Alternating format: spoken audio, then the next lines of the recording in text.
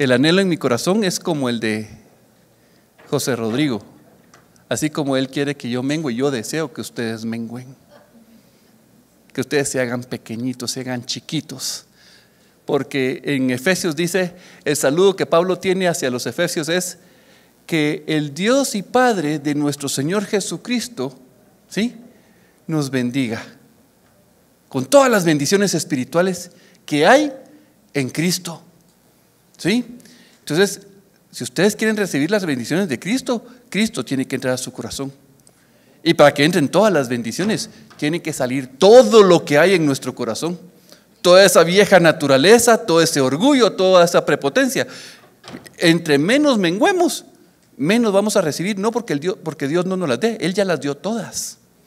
Es porque no le damos lugar a esas bendiciones en nuestro corazón. Qué importante. Así que, de verdad, con todo corazón, deseo que ustedes mengüen. Esa es una forma de decirlo. La forma no muy bonita de decirlo es: deseo que ustedes mueran. Y en el buen sentido de las palabras, ¿verdad? Porque Cristo nos ha llamado a cargar nuestra cruz, y la cruz no es para decir tengo una crucecita. No, el propósito de la cruz es la muerte, es la humillación de ese yo exaltado que no le da gloria a Dios. Amén. Bueno, vamos a dar inicio. El tema de hoy es el día del reposo, el reposo, el Sabbat o el Shabbat.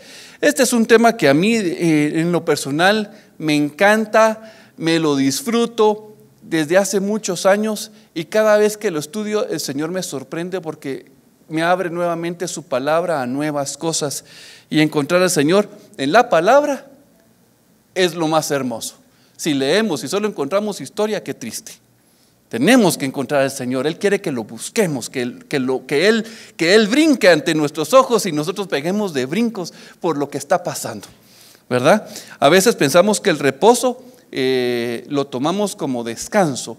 Hoy es el día del reposo, y ¿saben qué? De repente estamos en la cama y en vez de decir Sabanás, fuera, abrazamos a Sabanás y nos quedamos de reposo, ¿verdad? Pero el reposo no es el propósito de quedarnos pereceando, dirían por ahí algunos, en la casa, haciendo nada. No, ese no es el propósito del sábado. Y uno de los mejores ejemplos que tenemos, lo tenemos en el Génesis. Un hermano en Cristo me decía: si yo tuviera que escoger un solo libro de la Biblia, yo creo que escogería Génesis, porque ahí está escrito todas las verdades de toda la palabra. Ahí están las primeras menciones. Y entonces los voy a invitar a que se vayan a Génesis capítulo 1 y capítulo 2. Realmente vamos a hacer la lectura en el capítulo 2, pero en el capítulo 1 vemos cómo Dios va formando la creación. Y entonces todo estaba en desorden, el Espíritu de Dios estaba sobre las aguas. Vino Dios e hizo la luz. Y ese día, ese primer día, Dios hizo la luz, y al final dijo: qué chulada la que hice. Vio que todo era bueno. Vino el segundo día y separó las aguas de arriba y separó las aguas de abajo. Y al terminar el día, Dios dijo que era bueno. Tercer día, Dios separó las aguas de la tierra. ¿Y qué dijo el Señor? Que era bueno. Estaba contento con lo que Él estaba haciendo. Yo me recuerdo que en la universidad, cuando hacía una maqueta y estaba yo haciendo los trazos y terminaba, yo llamaba a los demás compañeros: miren cómo quedó este pedacito de la maqueta, qué bonito. Y todos nos echábamos flores del trabajo que íbamos haciendo. Pero aquí Dios está diciendo qué bonito, que era bueno. Cuarto día, Dios hizo el sol, la luna y las estrellas, y dijo que era bueno. Y luego vino en el quinto día, y Dios hizo a las aves del cielo y hizo a los peces del mar, a los monstruos marinos. ¿Y qué dijo Dios? Que era bueno. Y en el sexto día Dios hizo a todos los animales, a las hierbas, e hizo al hombre. Y dijo que era bueno. Dios estaba contento con su creación. Y Dios vino en el séptimo día, y es lo que vamos a porque Dios había terminado su obra. Génesis capítulo 2, versículo 1 al 3. Fueron pues acabados los cielos y la tierra, y todo el ejército de ellos. Y acabó Dios en el día séptimo la obra que hizo, y reposó, el día séptimo de toda la obra que hizo. Y bendijo Dios al día séptimo, y lo santificó, porque en él reposó, de toda la obra que había hecho en la creación. Amén. Y entonces Dios estaba contento porque había terminado, había dado finiquito, había acabado los cielos y la tierra y todos los ejércitos de ellos. ¿Se recuerdan que séptimo significa pleroma? Séptimo significa plenitud. Ahí está, es la perfección.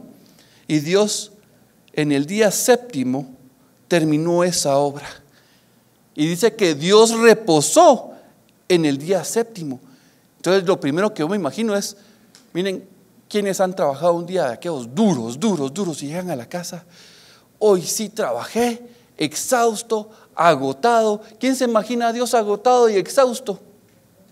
¿Verdad que no? Y entonces reposo, uno lo ve aquí y dice, ¿cómo es posible que Dios, que no duerme? Porque yo tengo que dormir después de un día conmigo mismo. Yo no sé si ustedes se soportan, pero a veces yo no me soporto, la mayoría de veces. Me canso de lidiar con lo que hay aquí en mi corazón y termino mi día. Y digo, Señor, ¿cómo aguantas a mi esposa, a mis hijas, a mis papás, a la congregación? Digo yo, me voy a ir a dormir, que el Señor se va a ir a descansar. No, si le toca todavía el otro lado del mundo. No, no le toca el otro lado del mundo. Él sigue trabajando en mi corazón cuando yo estoy dormido. Y yo le digo que Él es mi bello no durmiente, porque Él nunca duerme, porque está interesado en tu bien, está interesado en mi bien.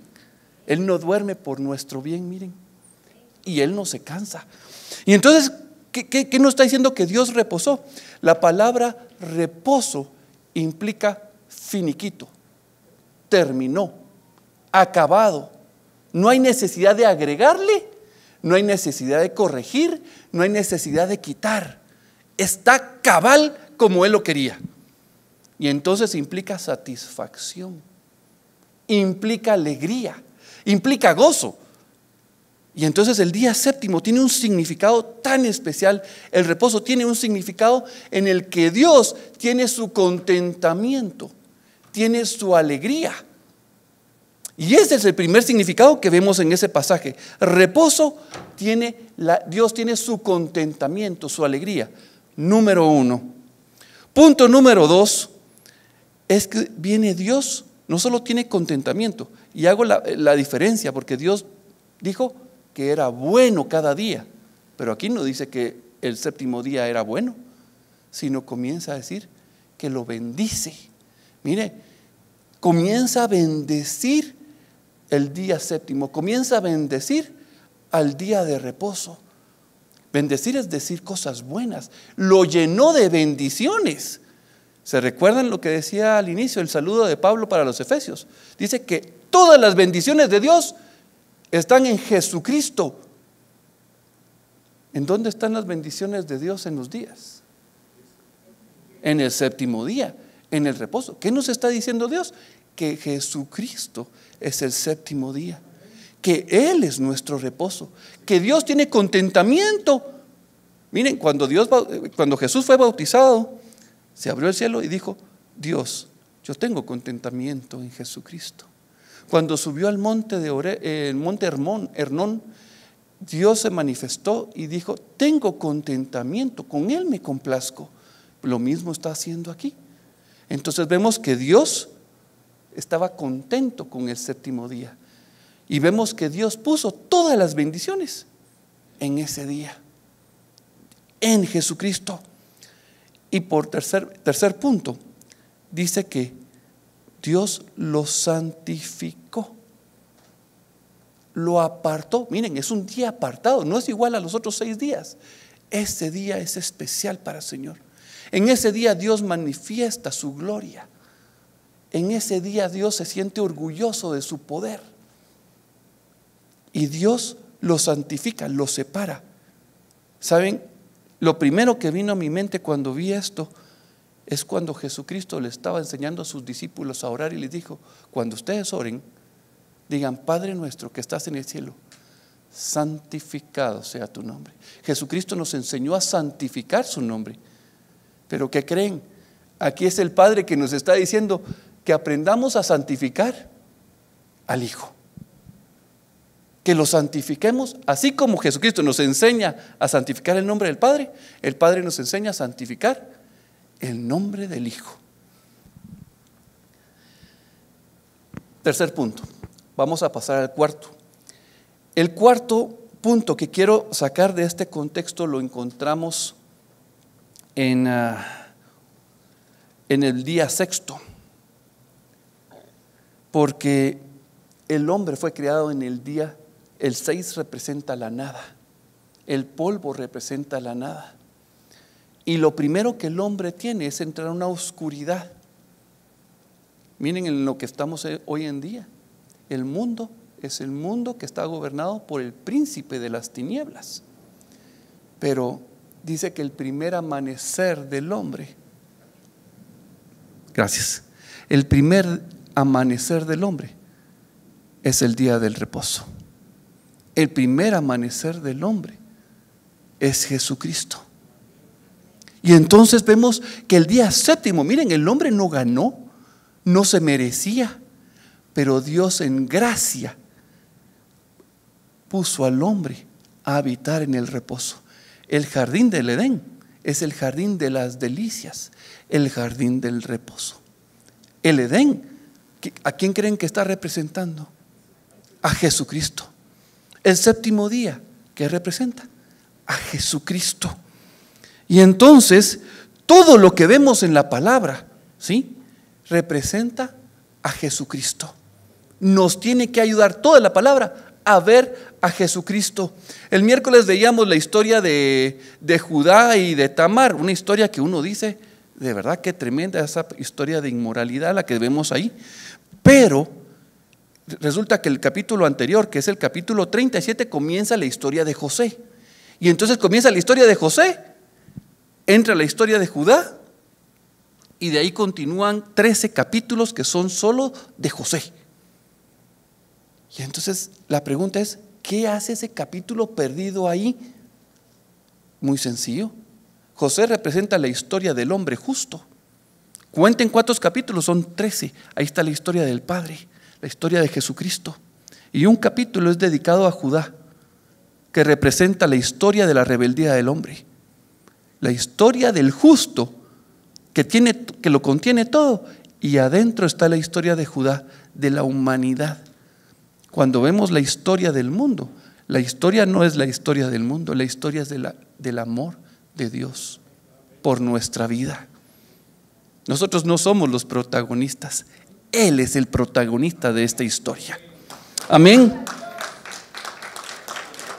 Y cuando vemos todas estas figuras, yo quería traer esta figura. Génesis 1:1 dice: en el principio creó Dios los cielos y la tierra. Y cuando leemos toda la palabra, de repente vamos a Apocalipsis 1:8 y encontramos a Jesús diciendo: yo soy el principio. Yo soy el principio. Y podemos cambiar esto que dice así, aquí, por en Jesucristo creó Dios. ¿Pero qué Dios? Dios Padre. En Jesucristo creó Dios Padre los cielos y la tierra. Y el siguiente versículo dice: y el Espíritu de Dios se movía sobre las aguas. Miren, en los primeros versículos de la palabra de Dios encontramos al Padre, al Hijo y al Espíritu Santo. Cada vez que lo vemos, nos tenemos que llenar de alegría, de gozo por estas verdades que el Señor manifiesta. Y creo yo que no hemos visto más que la punta del iceberg, un pedacito. Y esto que estoy diciendo lo confirma Colosenses capítulo 1, versículo 15 al 17. Él es la imagen del Dios invisible, el primogénito de toda creación, porque en Él fueron creadas todas las cosas, las que hay en los cielos y las que hay en la tierra, visibles e invisibles, sean tronos, sean dominios, sean principados, potestades, todo fue creado por medio de Él y para Él. Y Él es antes de todas las cosas, y todas las cosas en Él subsisten. Amén. 16 dice, porque en Él fueron creadas. Miren qué interesante. Todas las bendiciones están en Él.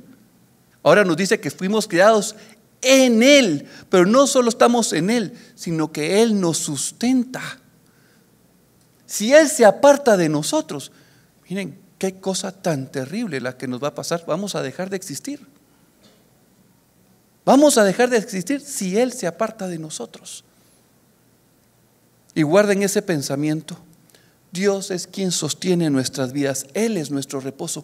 Adán y Eva entraron en el reposo de Dios. Entraron en Jesucristo. Pero lamentablemente Satanás entró con tentación. El hombre tenía elección con Dios o contra Dios, y oyó la voz de Satanás, la voz de la serpiente, y le creyó a la serpiente, no le creyó a Dios. Y ustedes saben que Dios es santo, su nombre es santo. El día de reposo es santo, el jardín es santo, y el pecado no puede permanecer. El hombre manchado, sucio, no puede permanecer ahí. Y entonces el hombre fue sacado. La palabra de Dios dice que Dios lo echó del jardín del Edén. Entonces, con toda tristeza, estamos fuera del reposo de Dios. La humanidad está afuera del reposo de Dios. Y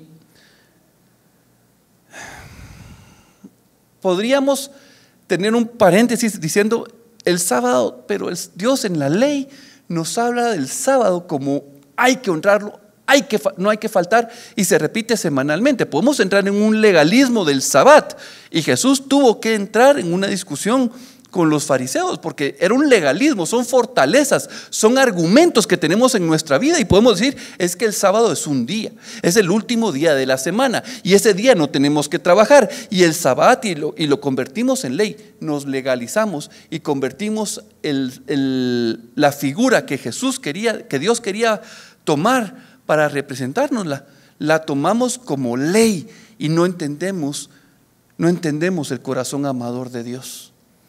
Podemos tomarlo de esa manera. Y yo quisiera que ustedes vieran el mandamiento, que es Éxodo 20, versículo 8 al 7. Acuérdate del día de reposo para santificarlo. 6 días trabajarás y harás toda tu obra, mas el séptimo día es reposo para el Señor tu Dios. No hagas en él obra alguna. Tú, ni tu hijo, ni tu hija, ni tu siervo, ni tu criada, ni tu bestia, ni tu extranjero que está dentro de tus puertas. Porque en 6 días hizo Jehová los cielos y la tierra, el mar y todas las cosas que en ellos hay, y reposó en el séptimo día. Por tanto, el Señor bendijo el día de reposo y lo santificó.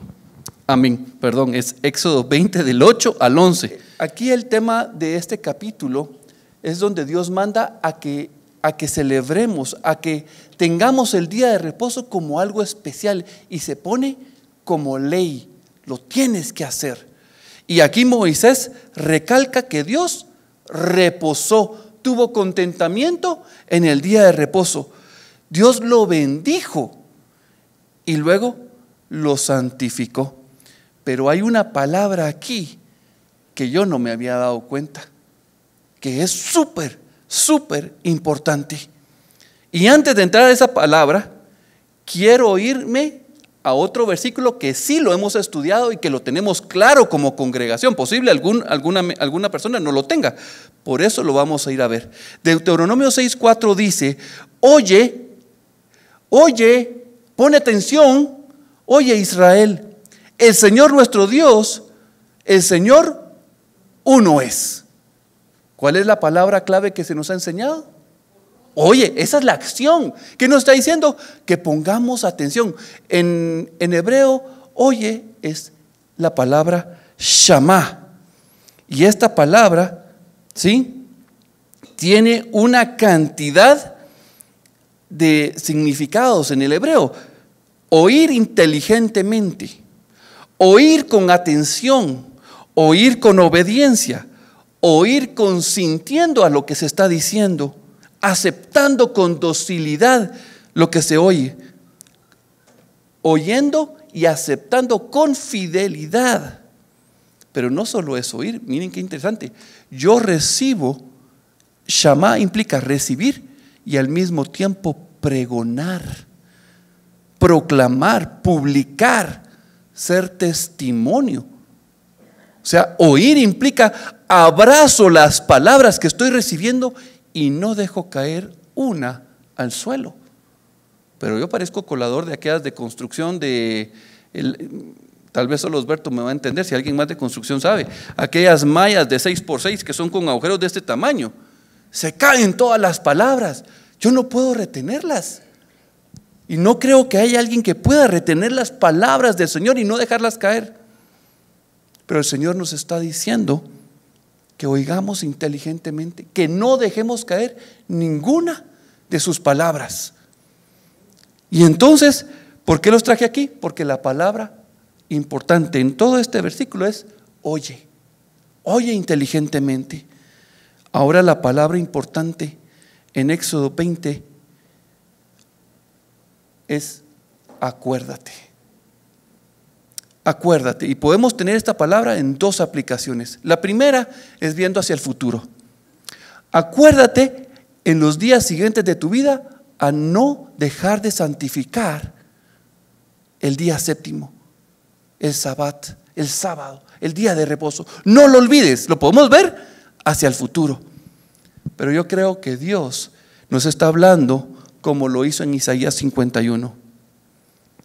Y 51:1 dice: oídme los que seguís la justicia, los que buscáis al Señor, mirad a la piedra de donde fuisteis cortados y al hueco de la cantera de donde fuisteis arrancados. Regreso. Acuérdate, nos está hablando de que volvamos nuestra mirada hacia la eternidad pasada, porque el día de reposo no comenzó en la creación. El día de reposo es eterno, viene desde la eternidad pasada, y Dios nos está diciendo que volvamos nuestra mirada, así como nos invita a que volvamos nuestra mirada y volvamos a ver a la roca eterna. Dios nos está diciendo que volvamos nuestra mirada al día de reposo, de donde fuimos sacados. Dios nos está llamando. El mandamiento aquí es: acuérdate en lo profundo de tu corazón. ¿Quién se recuerda cuando nació? Pero en los retiros, cuando vamos y está la oración de sanidad interna, de interior, ¿no se recuerdan alguna vez en la oración que se ha orado por los bebés que están en la pasita de mamá? Y que: Señor, sáname porque mis papás no me querían, o sáname porque me consideraba un accidente. Miren, y Dios llega a ese punto y trae a memoria, y de repente uno llorando ahí. Pero ¿por qué estoy llorando por eso si yo no me recuerdo? Pero Dios sanando. Dios aquí está evocando una memoria mucho más profunda, en la cual la iniquidad tomó posesión y no nos deja ver hacia la eternidad pasada. Y ese es un mandato del Señor. Acuérdate. Entonces el Señor nos está mandando a que recordemos: Señor, ayúdame a recordar tu voz. Ayúdame a recordar tu reposo. Ese amor que no conocí hace 16 años en mi conversión. No, Dios quiere que conozca ese amor que viene desde la eternidad, pero que fui robado, que fui transgredido. Dios me dice: recuérdate. Eso es lo que el Señor nos está mandando en ese mandamiento. Eso es lo que el Señor nos está mandando. Acuérdate.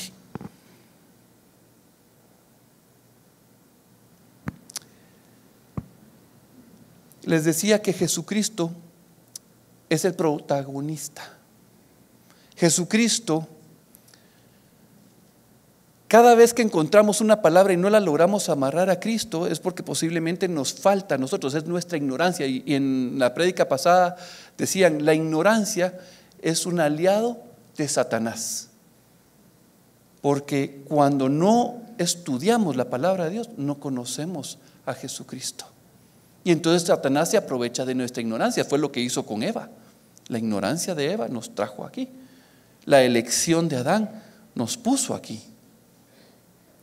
Entonces, El problema es cuando no vemos y no tenemos claridad. Hoy en día se considera, por ejemplo, la verdad. ¿Qué es la verdad? Y no faltará alguno que diga, la verdad es la suma del conocimiento, es lo consistente entre lo que pienso y lo que se siente y lo que es. Y entonces podemos definir la verdad, puede tener muchas definiciones, y lo ponemos como suma de conocimientos. Yo ya tengo la verdad. Pero eso es un grave error para un cristiano, para un hijo de Dios, para un nacido de nuevo. Pensar que la verdad es un conocimiento. Porque la verdad es una persona. Porque la verdad tiene un nombre. La verdad es Jesucristo. Y cuando hablamos de justicia, es hacer lo correcto. Miren, entonces no hemos entendido. Jesucristo es la justicia. Cuando hablamos de la redención, Jesucristo es la redención, Él es el pago. Y comenzamos a ver todas las figuras que hay en la palabra. Miren, podemos hablar en lo que habla Juan. Jesús es la luz, Jesús es la puerta, Jesús es el buen pastor, es la vid verdadera. ¿Qué podemos decir? Todo lo que está en la palabra, todas las figuras que Él se muestra en el tabernáculo, en el altar de bronce, en el lavacro, en el altar de oro de oración, en el candelabro. Cuando vemos el candelabro, ahí está el aceite. También están los panes de la proposición y el altar de la proposición. Ahí está Jesucristo.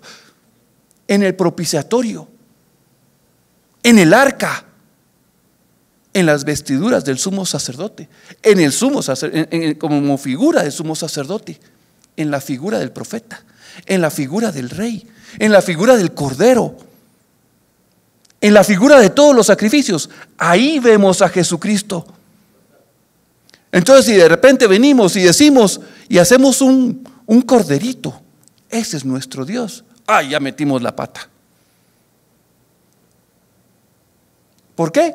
Porque Dios es eterno y ninguna figura, ninguna imagen puede expresar la plenitud, el pleroma de Dios. Y por eso Dios dice: no te hagas imagen de lo que hay en el cielo ni en la tierra, no te la hagas, porque te vas a equivocar, vas a errar.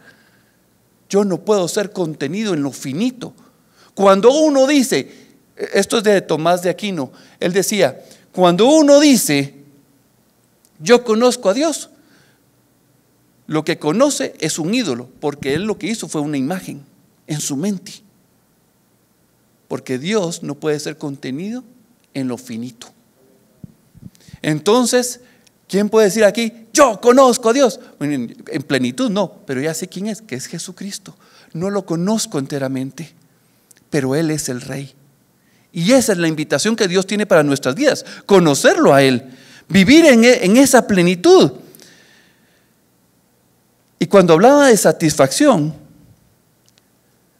Jesús dijo en Juan 19:30, cuando Jesús hubo tomado el vinagre, miren qué interesante, dijo: consumado es. Habiendo inclinado la cabeza, entregó el Espíritu.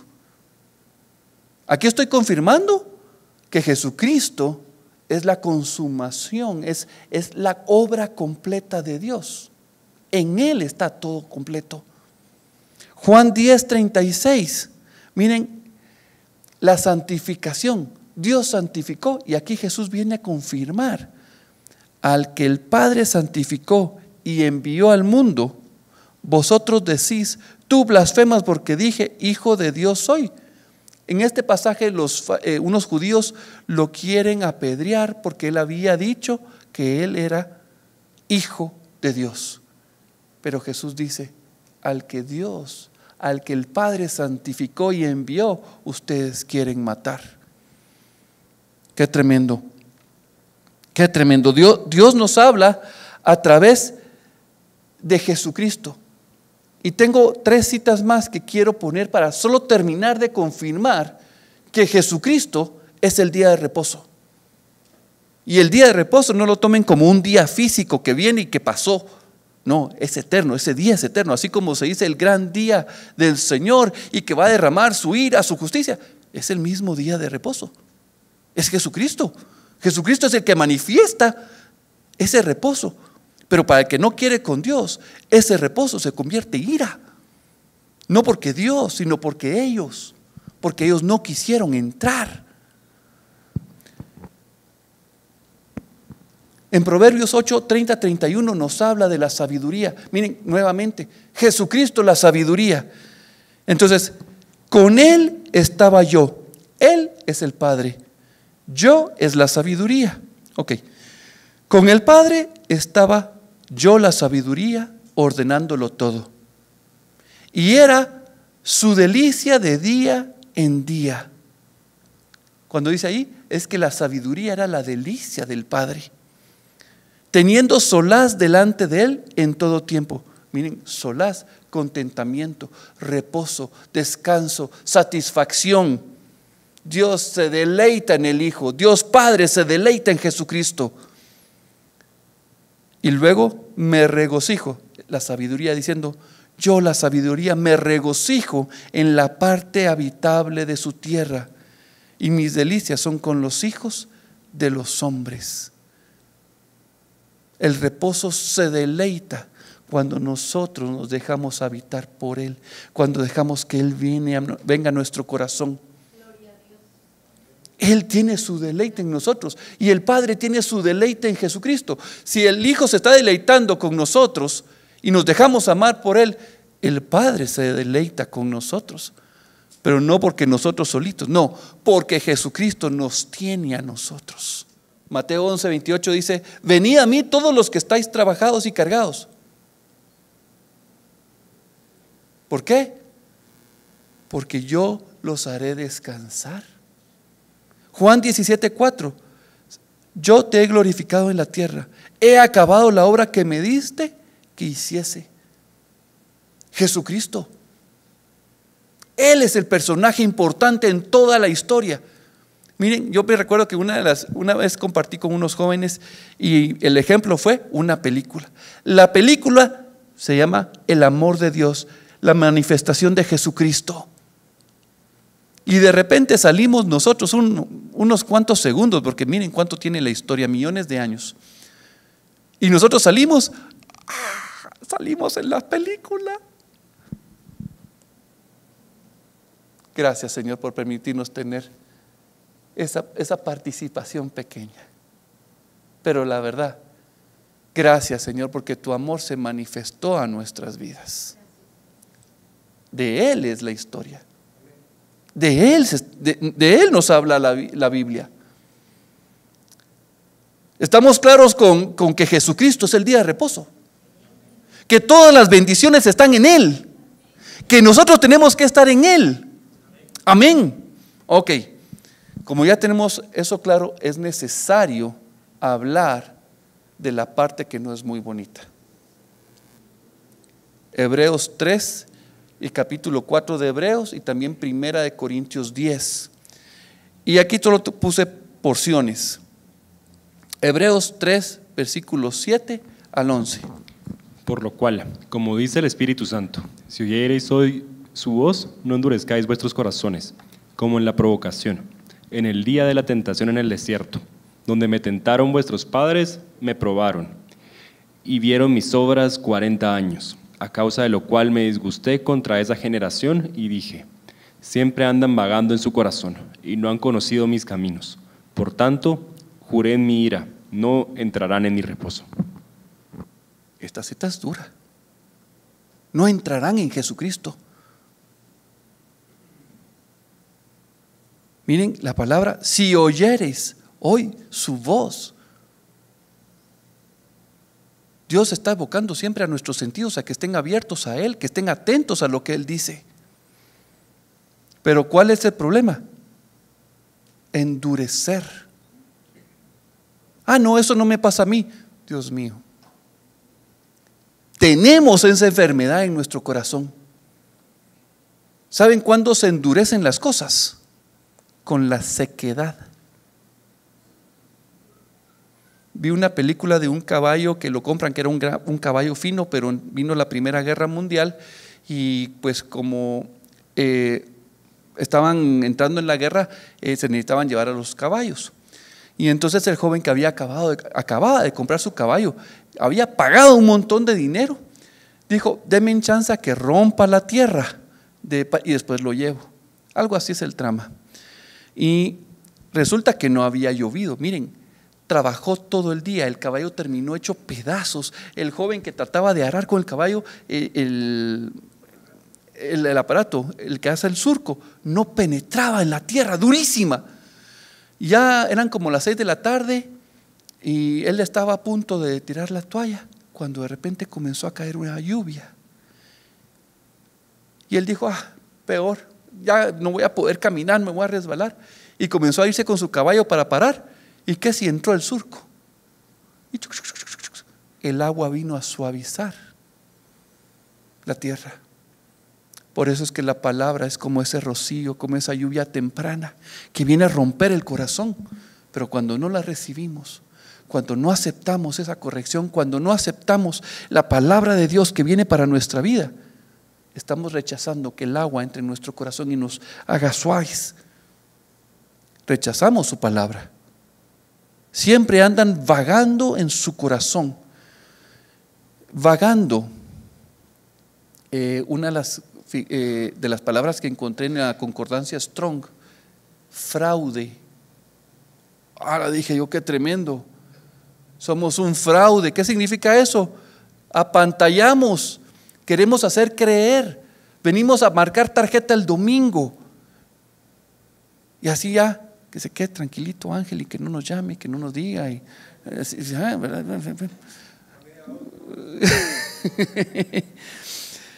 ¿No?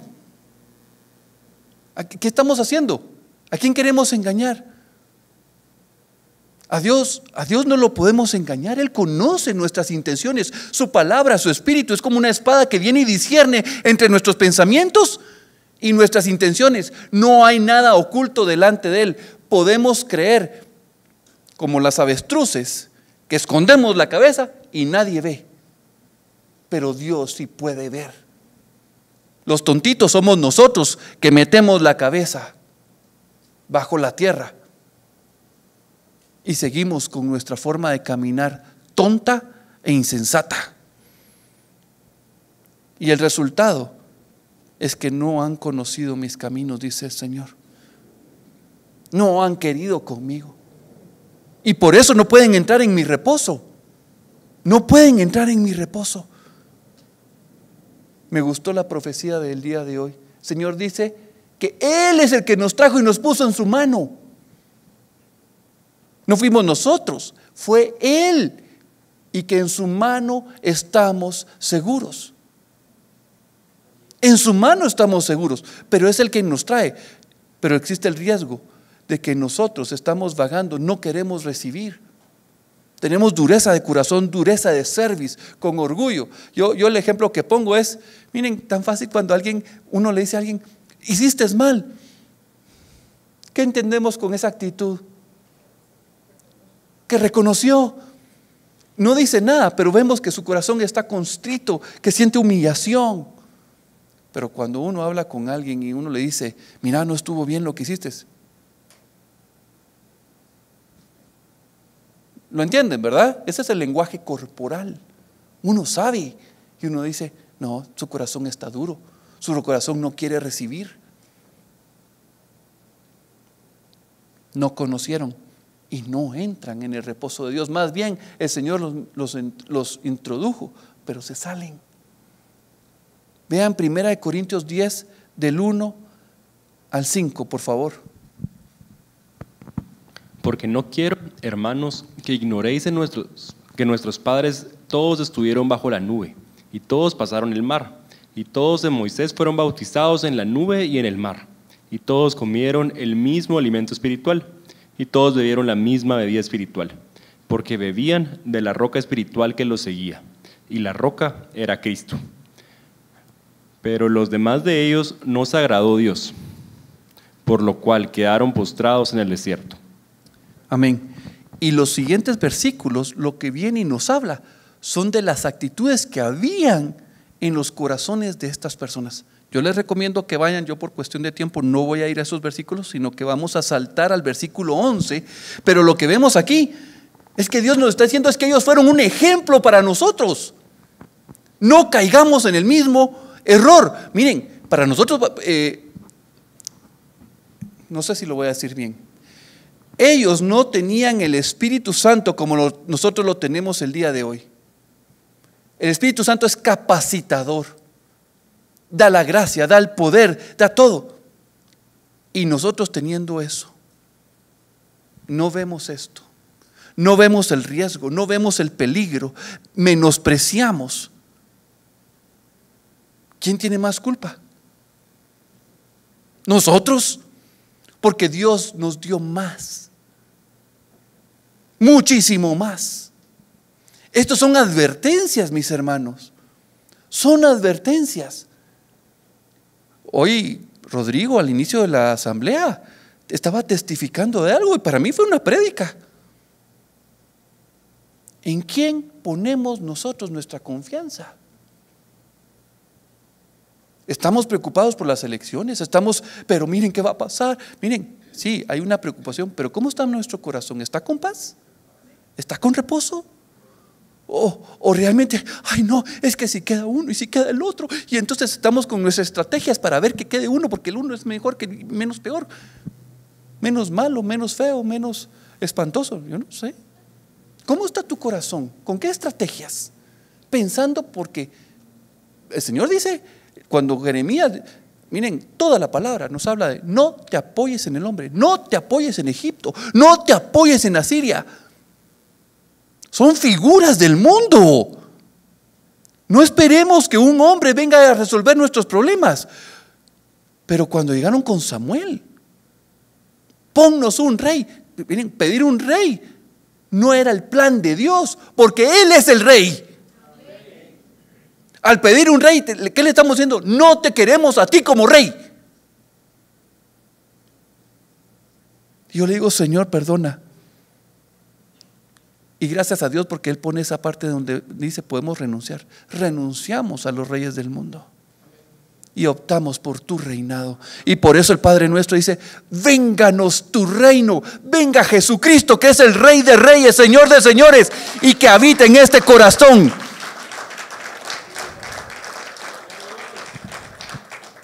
Pero Dios nos habla y nos dice que mucha de la iglesia está fuera. Esto es un ejemplo. 1 Corintios 10, versículos 11 al 12, por favor. Y estas cosas les acontecieron como ejemplo, y están escritas para amonestarnos a nosotros, a quienes han alcanzado los fines de los siglos. Así que el que piensa estar firme, mire que no caiga. Hebreos 4, 1, 2. Temamos, pues, no sea que permaneciendo aún la promesa de entrar en su reposo, alguno de vosotros parezca no haberlo alcanzado, porque también a nosotros se nos ha anunciado la buena nueva como a ellos, pero no les aprovechó el oír la palabra, por no oír acompañada de fe en los que la oyeron.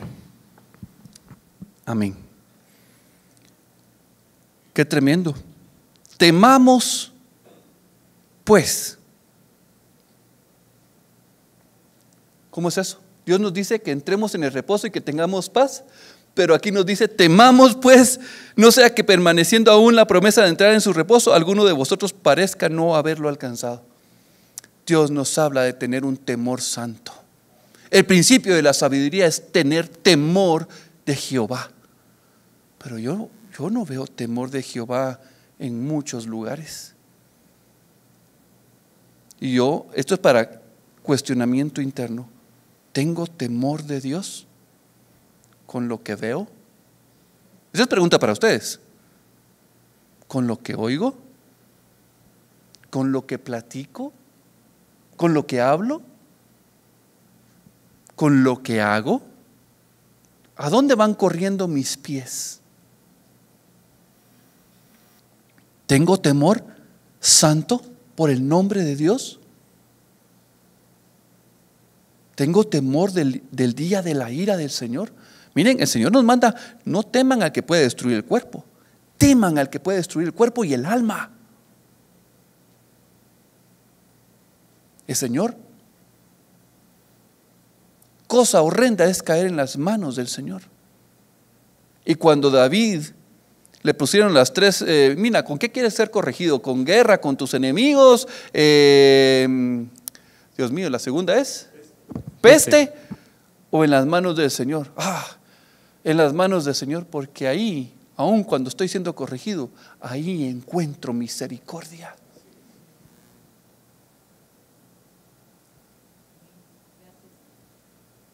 Pero dice que no oyeron, miren, no oyeron atentamente, no oyeron para recibir, no oyeron dócilmente, no lo oyeron, no lo quisieron abrazar. Y dice que no iba acompañada de fe. En el mismo libro de Hebreos dice que Jesús es el autor y consumador de la fe. ¿Qué me está diciendo? Que no es tu fe, que no es mi fe. ¿Cuántas veces decimos nosotros o oímos a alguien, mi fe? Mi fe. Miren, lean las cartas de Pablo, lean el Nuevo Testamento. Dice, y la fe del Hijo de Dios. Y por medio de la fe del Hijo de Dios vino el Padre y nos va a resucitar. Por medio de la fe del Hijo de Dios. Jesús es el autor y consumador de la fe. ¿Cómo viene la fe a mi vida? Cuando oigo su palabra y la recibo. La mujer que estaba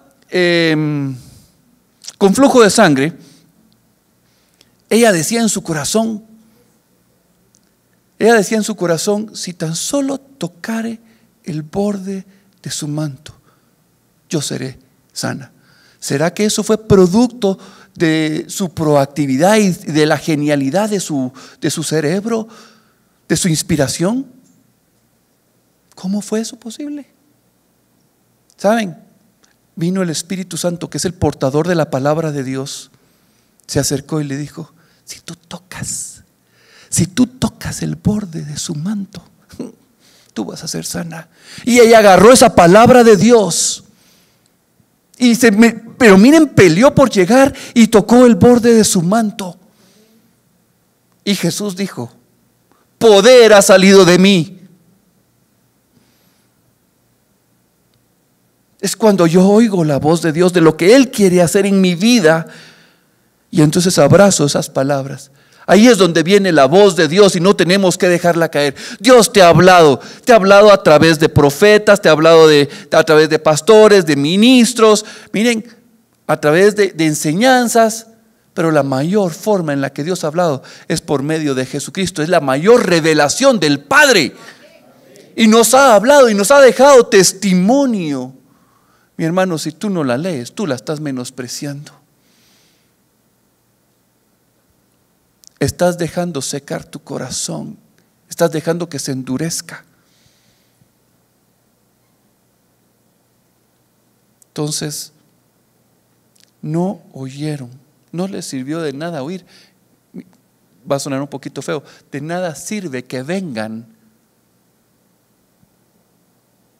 si no abrazan las palabras del Señor, si no las guardan, si no las atesoran, si no pelean por ellas, si no se debaten su vida por ella. ¿Qué vale más? La palabra de Dios. No vendan la palabra, no vendan la verdad, pero la regalamos.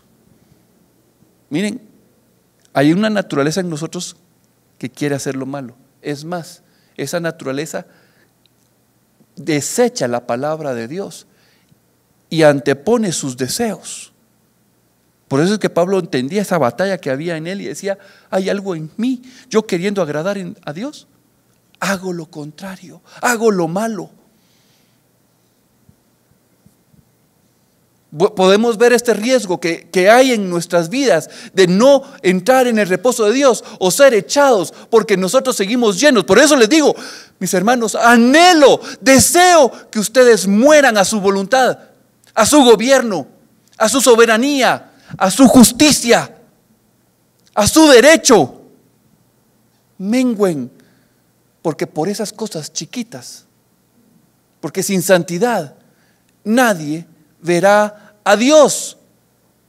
Tenemos que ser puros y limpios, pero yo no me puedo limpiar. Es Él el que me limpia, Él es el que me santifica, Él es el que me guarda, Él es todo. Él es la espada, Él es el agua, Él es el vino, Él es el pan. Miren cuántas figuras hemos usado el día de hoy que hablan de Jesucristo. Y quiero irme a Éxodo 33 del 1 al 6. Y traigo esta historia. Ahorita van a sentir que estoy dando un giro como a 90 grados y que estoy dando una vuelta en U, porque van a percibir que tal vez no tiene nada que ver con el tema, pero lo van a ver al final. Lo voy a leer. Dice, el Señor, perdón, tengo que aclarar porque si no los voy a confundir. En el capítulo 32 acaba de venir el pueblo y le hablaron a Aarón. Mira, Moisés está tardando mucho arriba. Hacenos un Dios. Aarón no sé qué pasó, vino, trajeron, pidió el oro, hicieron un becerro y comenzaron a adorar a un becerro. Estos son tus dioses, dijo Aarón, los que te sacaron de Egipto. Y bueno, vino Moisés, bajó, Dios le dijo que bajara porque el pueblo se había rebelado. Moisés quiebra las 2 tablas de la ley y dice, ¿quién está por el Señor? ¿Quién está por el Señor? Y los levitas se levantaron y dijeron, nosotros estamos por el Señor. Muy posiblemente los levitas también estuvieron involucrados, pero ahí viene y dice, bueno, se levantaron, vayan y maten a esos sus hermanos que se rebelaron contra Dios. Miren, es un pasaje oscuro. Uno dice, ¡ala, qué tremendo!, ¿verdad? Tengo que ir a matar a mi hermano. Miren, no se trata de ir a matar al hermano, se trata de ir a matar a los que están aquí adentro de nuestro corazón, que se rebelan, que se oponen, que no quieren contra Dios. Y tomar parte con Dios significa agarrar su palabra. Señor, muera mi egoísmo, muera mi soberbia, muera mi orgullo, que no quede, miren, de verdad, ya no que huyan tus enemigos, no, Señor, que no huya ninguno de los que está aquí. Los vamos a agarrar y los vamos a decapitar, los vamos a tirar por el despeñadero. La muerte es aquí y tiene que ser directa y franca contra esos enemigos de Dios. Y entonces, ahora sí, entramos a la lectura, porque acaba de pasar lo de los levitas y entonces Dios llama a Moisés. Lo leo. El Señor dijo a Moisés, anda, sube de aquí, tú y el pueblo que sacaste de la tierra de Egipto. Momento.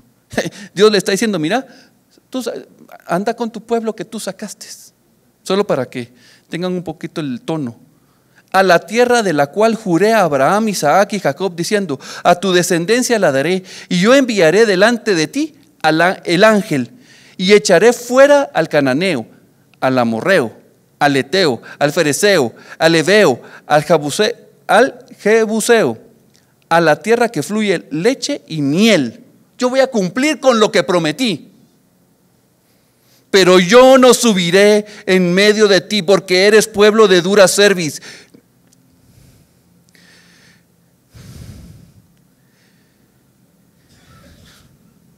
No sea que te consuman el camino. El Señor se estaba manifestando, le estaba diciendo, ya no voy a seguir contigo. Si hay una tragedia, si hay una mala noticia, es esa, que Dios diga, ya no quiero contigo. Y eso fue lo que el pueblo oyó. Y oyendo el pueblo esta mala noticia, vistieron luto y ninguno se puso sus atavíos, porque el Señor había dicho a Moisés, di a los hijos de Israel, vosotros sois pueblo de dura cerviz. En un momento subiré en medio de ti y te consumiré. Quítate pues ahora tus atavíos, para que yo sepa lo que te he de hacer. Entonces los hijos de Israel se despojaron de sus atavíos desde el monte de Horeb. ¿Sí saben qué significa quitarse los atavíos? Sus vestiduras, lo que a ellos les gusta, los aretes, la corbata. A mí me gusta mucho esta corbata. Me gusta mucho mi camisa. El despojarnos de lo que amamos. Sentir dolor cuando clamamos a Dios con entendimiento de que realmente tenemos una cerviz dura, un corazón difícil. El Señor nos está llamando a despojarnos con dolor.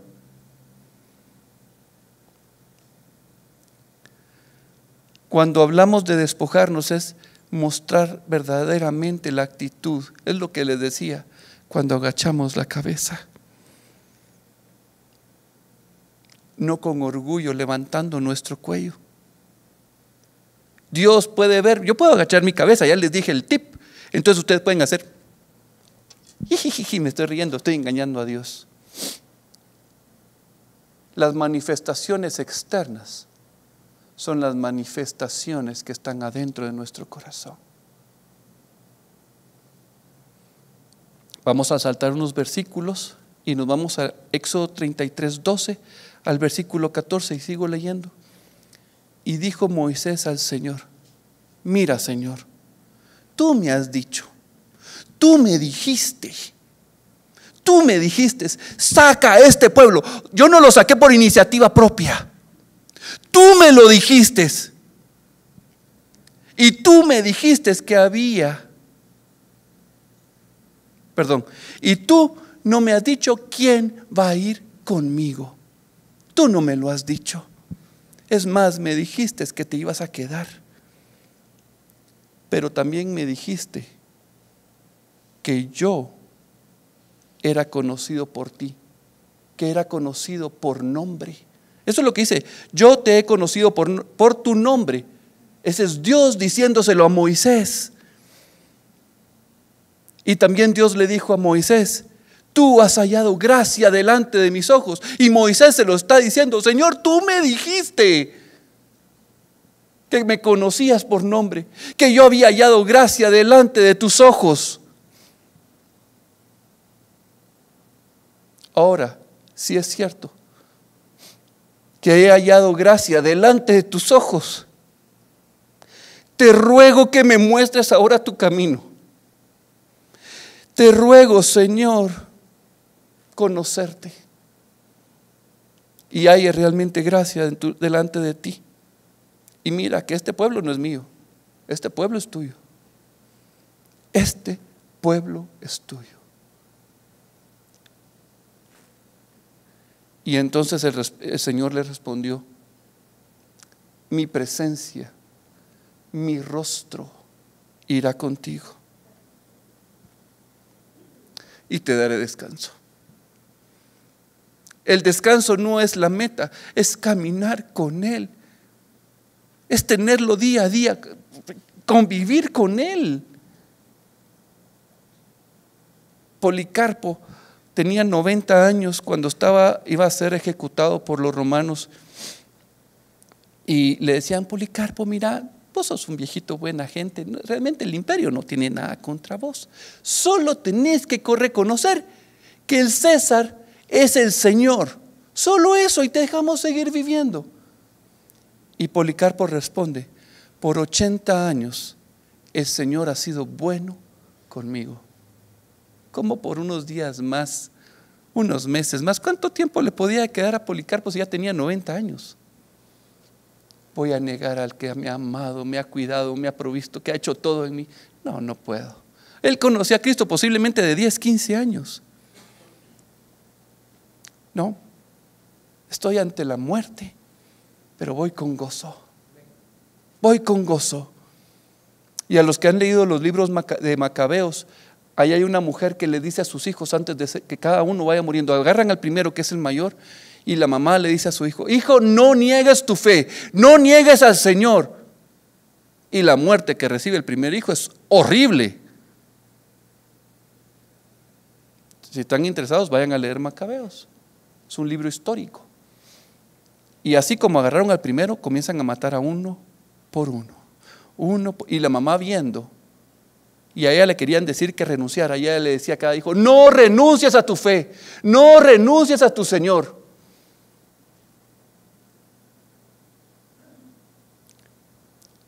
Él es el amado de nuestras vidas. Cuando alguien tiene la claridad de eso, Señor, yo no puedo responder con la talla que esa mujer respondió, pero Jesucristo en mí, yo sé que fue el que respondió en ella. Y esto es lo que tenemos que tener claro. Juan Hus, cuando estaba siendo quemado en la hoguera, ¡ala, qué tipazo! ¿Cómo respondió? Era Cristo. Recuerden las palabras de Cristo. No se preocupen de lo que tienen que decir, porque el Espíritu va a hablar. Él va a dar la respuesta clara. Los tiempos que vienen, mis hermanos, muchos tienen esperanza en un candidato y en otro. Es como en los tiempos de Babilonia. Ay, Babilonia, vamos con Egipto o vamos con Asiria. Y entonces ponen sus estrategias para ver con quién le ganan uno al otro. Es donde ponemos nuestra confianza. Jesucristo. Jesucristo.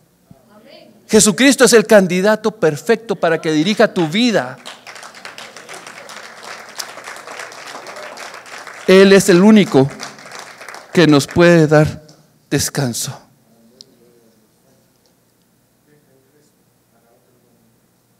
Acabo de terminar.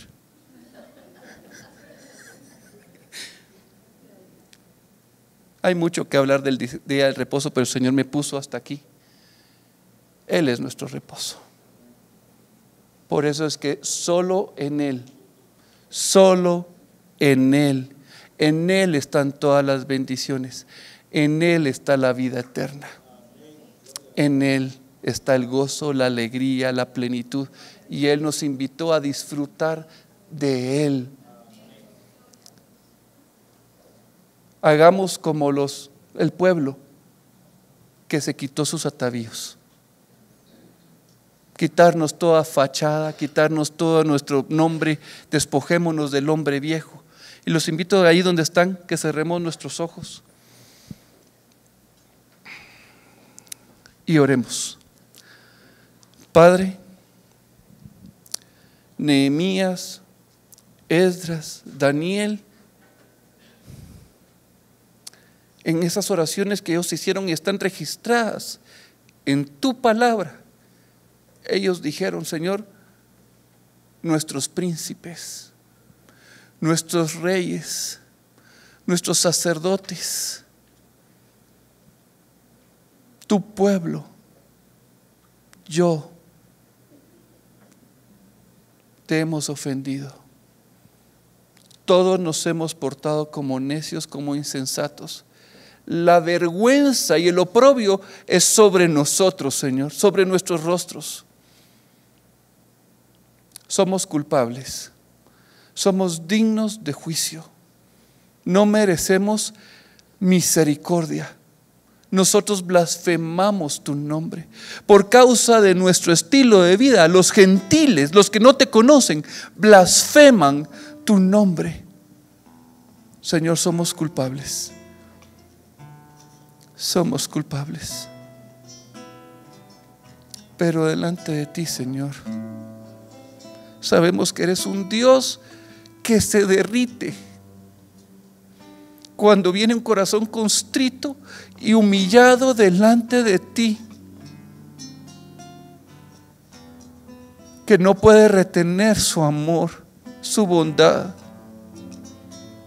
Hoy venimos delante de ti, Señor, evocando ese nombre precioso y maravilloso por el cual tú, Señor, te permaneces fiel a ti mismo. Tú amas tu nombre, amas tu naturaleza, Señor, de amor, de bondad, de misericordia. Y venimos delante de ti, Señor, clamando misericordia, clamando tu perdón. No queremos dejar caer ninguna de tus palabras. No queremos olvidar tu consejo. Queremos oír atentamente, Señor, tu ley, tus mandatos, tus estatutos, tu corrección. Queremos oír, Señor. Señor, por amor a ti mismo, por amor a tu nombre, Señor, ten misericordia de nosotros. Ten misericordia de cada uno de nosotros, Señor. Ten misericordia de mí. Si tú lo tienes en tu corazón, di: ten misericordia de mí, Señor. Ten misericordia de mí, Señor. Sálvame, sálvame de mí, Señor, de los enemigos que están en mi corazón, de mi rebeldía, de mi oposición, de mi orgullo. Confiesa tu pecado, confiesa tu inmoralidad, tu injusticia. Señor, perdóname, Señor. Perdóname, Señor. Perdóname y límpiame con tu sangre, con la sangre preciosa de tu Hijo amado, que fue derramada en la cruz. Señor, no podemos agregar nada al sacrificio, al precioso sacrificio de Jesús en la cruz. Consumado fue, Señor.